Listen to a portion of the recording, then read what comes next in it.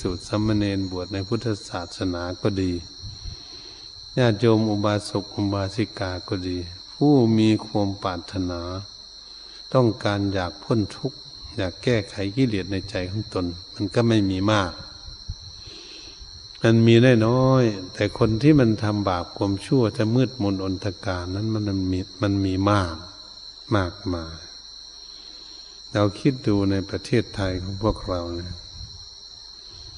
คนมีหลายล้านคนที่จะเข้าวัดฟังธรรมจำศีลศึกษาหาวิธีแก้ไขปลดเปลื้องทุกข์ออกจากจิตใจของตนเองนั้นมันมีเท่าไหร่มันมีกี่คนเราคิดดูก็จะรู้จักในหมู่บ้านหนึ่งหมู่จังหวัดหนึ่งอย่างนี้มันมีเท่าไหร่ยังเปรียบได้ว่าคนที่ทำบาปความชั่วนี่มันเปรียบเทียบเหมือนกับขนงัวขนโคเต็มตัวอยู่นะรอบโลกเลยทีเดียวแต่คนที่จะไปสู่ที่ดีเหมือนกับเขาโคเขางัวมันมีสองเขาหนึ่งแต่ขนมันมากถ้าหากเรามาวิจัยในปัจจุบันนี้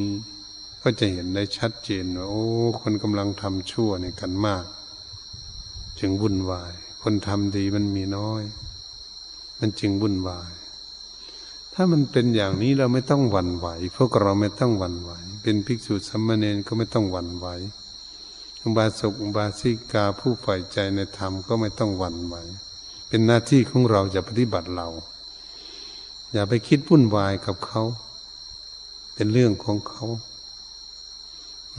แม้หากเขาเข้ามาใกล้เราตักเตือนแนะนำสั่งสอนชักจูงเขาไม่เอาก็ต้องปล่อย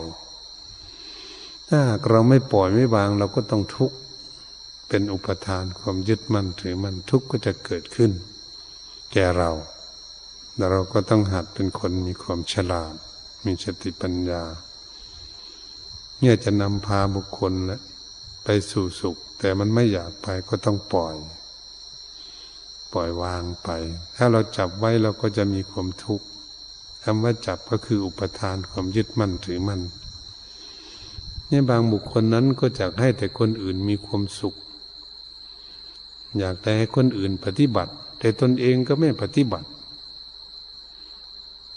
แล้วมันจะได้ยังไงมันหน้าที่ของเราจะปฏิบัติเราขยันหมั่นเพียรแก้ไขเราถ้าเราสกปรกเราก็ต้องอาบน้ำเช็ดถู